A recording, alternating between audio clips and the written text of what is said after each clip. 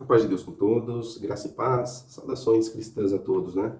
Eu quero dar início a esse vídeo fazendo um agradecimento por todos os que estão se inscrevendo nesse canal, dando as curtidas, enfim, os comentários que também têm sido muito positivos e têm agregado bastante, até às vezes alguém que vem um pouco alterado, nós respondemos com mansidão, conversamos, às vezes até passamos nosso WhatsApp e nas conversas depois em off a coisa tem melhorado muito e às vezes a pessoa tem conseguido compreender.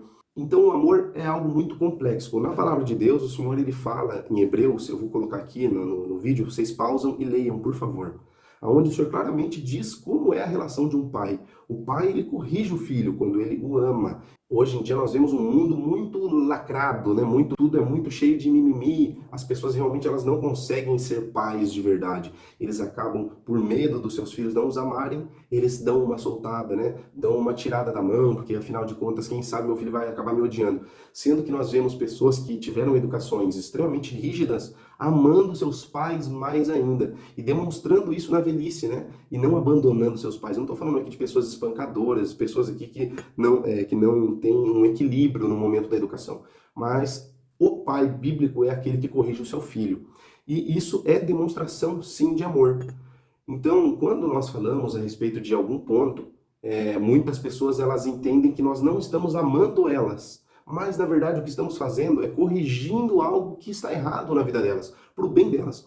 Eu mesmo fui enganado por muito tempo. Por quê? Quiseram me enganar? Não. As pessoas que pregavam para mim, elas acreditavam fielmente naquilo que eles diziam. Eles tinham uma fé sincera, muito forte naquilo que eles ensinavam. Eu absorvi toda essa doutrina com toda a minha sinceridade também. Porém, quando eu fui entender o Jesus bíblico, eu entendi que ele não era esse Jesus pregado na minha denominação. Na congregação, existe muito essa ideia de irmão não fala nada. Deixa na mão de Deus, entrega na mão de Deus, não coloca a tua mão, irmão. E às vezes usam até uma passagem onde tinha a arca da aliança e essa arca foi pender e cair. E um moço, por zelo, foi colocar a mão. Quando ele colocou a mão, ele foi fulminado. Aí eles transformam a arca na congregação cristã no Brasil. Então, isso acaba matando toda a ação daquele que iria denunciar o mal. Então, quando eu digo que a congregação é um ambiente propício para Satanás pintar e bordar e nada ser feito a respeito, quando eu estou falando isso, eu estou falando com conhecimento de causa. Muitas coisas que acontecem na denominação, pessoas que vinham falar comigo por eu estar atendendo os cultos de jovens, e eu não podia fazer nada. Eu tinha que deixar na mão de Deus, porque era aquilo que eu havia sido ensinado. Quando nós vamos tanto para o Velho Testamento quanto para o Novo Testamento, nós vemos exemplos de homens que não se calaram com as injustiças dos seus reis. Eles eram rebeldes? Rebeldes só se eles usassem de força. Mas eles nunca se utilizaram de força, nunca pegaram em espadas, mas as espadas deles eram as próprias bocas, a palavra de Deus que saía da boca deles. Como era isso aí? Eles pregavam mesmo contra todo tipo de injustiça dos seus reis.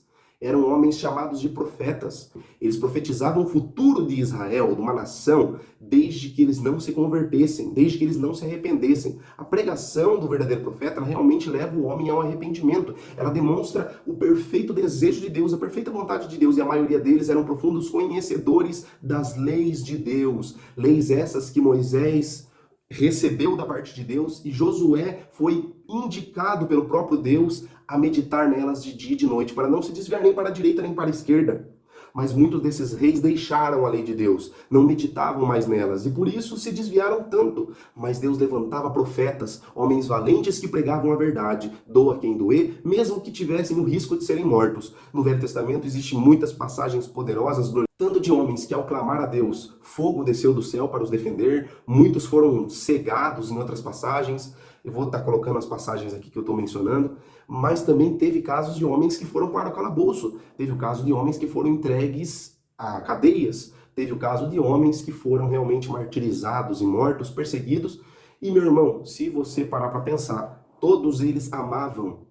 Ah, mas eles ficavam falando muito, pregando contra esse povo. Às vezes eles faziam coisas absurdas. Às vezes eles andavam até nus em desertos. Vou colocar a passagem aqui. Mandados por Deus de se alimentar até de esterco para que o povo pudesse ser chocado. Então a maneira deles profetizarem e pregarem para o povo às vezes era bastante esquisita. Não era aceita naturalmente por eles, porque aquilo deveria chocar as estruturas deles, para que eles viessem a se arrepender, a voltar-se ao Senhor. Então, meu irmão, quando eu faço um vídeo aqui, a minha intenção é realmente de fazer você tremer as tuas bases, a tua estrutura, para que você passe a duvidar daquilo que você foi ensinado e vá até a tua Bíblia Sagrada, até as Escrituras, até a perfeita vontade de Deus, e venha tomar conhecimento para ver se realmente você está guardando algo que foi ordenado e mandado por Deus, ou se foi criação, invenção de homens. Isso, inclusive, muito recente, no caso da Congregação Cristã no Brasil, 100 anos para cá.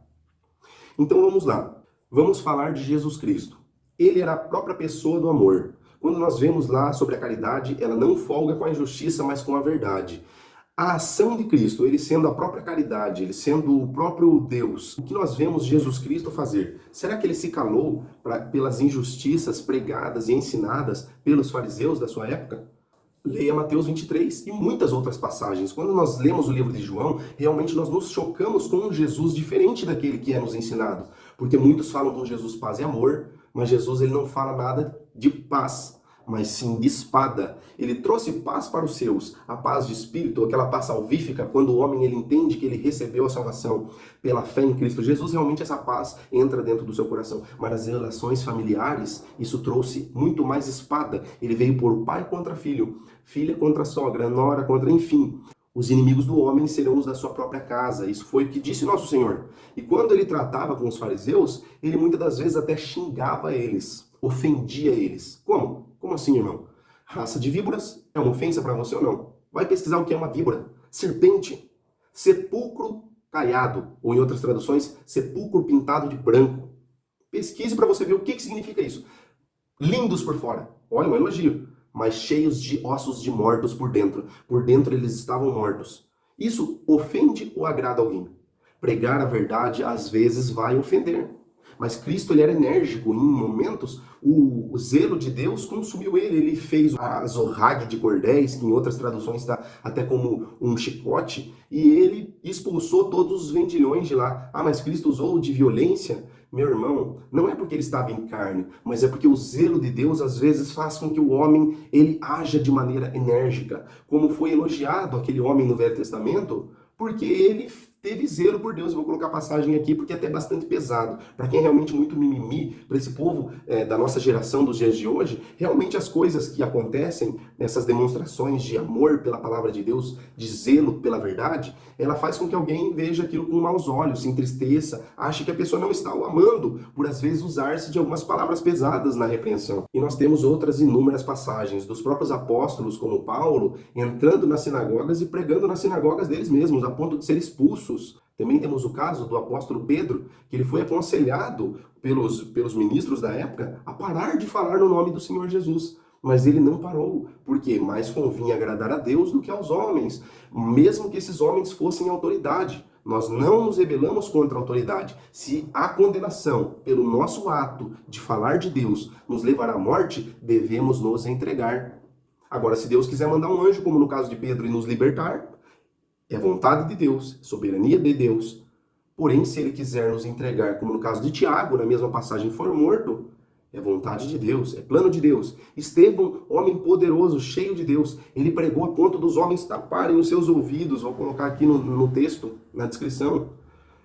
Ele não temeu, mas pregou até a morte, morte de apedrejamento, viu os céus abertos, foi recebido por Deus o Pai na sua glória. Um mártir, o primeiro mártir, olha que honra, depois do nosso, claro, amado Senhor e Salvador Jesus Cristo.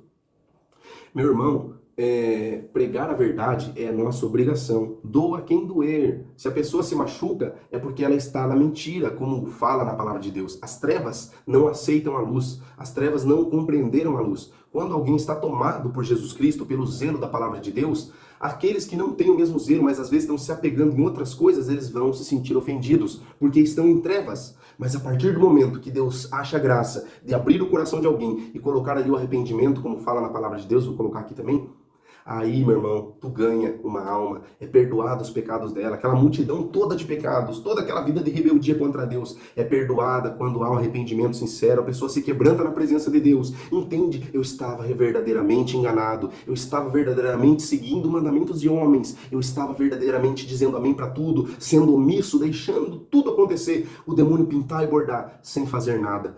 É nosso dever pregar a verdade quando nós a de fato conhecemos. Então, se tu conhece a verdade, pregue a verdade, fale da verdade, não te atemorize, ser fiel até a morte. Se necessário for morte, pregue mesmo assim. Se necessário for apedrejamento, se necessário for calúnia, se necessário for difamação, pregue mesmo assim, a tempo e fora de tempo, como Paulo aconselha o seu querido Timóteo. Eu quero encerrar esse vídeo desejando que Deus te encha do zelo da sua palavra, te preencha desse desejo de falar da verdade e combater as mentiras e heresias que muitas das vezes aprisionam e acorrentam tantas pessoas nesse mundo. Que a graça e a paz de Deus, nosso Pai, e do nosso Senhor Jesus Cristo permaneça na sua vida para sempre.